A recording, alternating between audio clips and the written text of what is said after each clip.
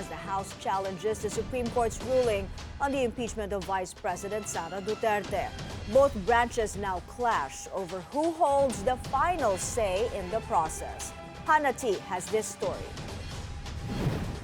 A showdown may be unfolding between two co-equal branches of government over who has the final say in impeachment.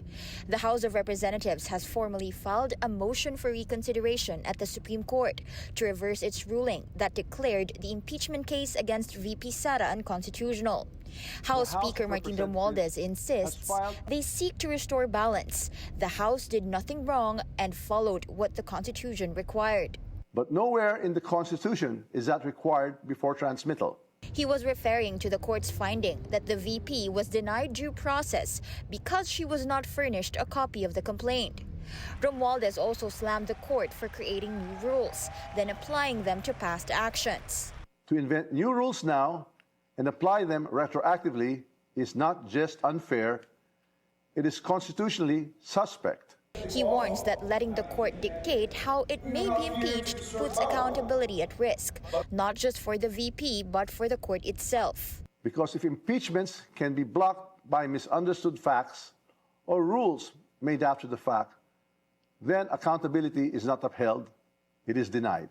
But Senator Kiko Pangilinan called for calm and restraint.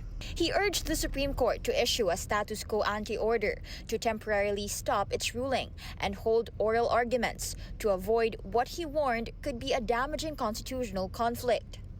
Meanwhile, in a strong word of support for the court's decision, constitutional litigator attorney Ernesto Francisco said the House, not the Supreme Court, violated the law.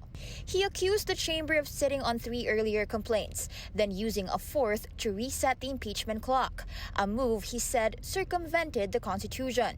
Francisco stressed that the doctrine of operative fact, which allows certain actions to be recognized despite later being voided, requires good faith. And in this case, he says, the House acted in bad faith and committed grave abuse of discretion. The court now faces a crossroads. Should it reconsider or stand firm? Hannah T, Billionario News Channel.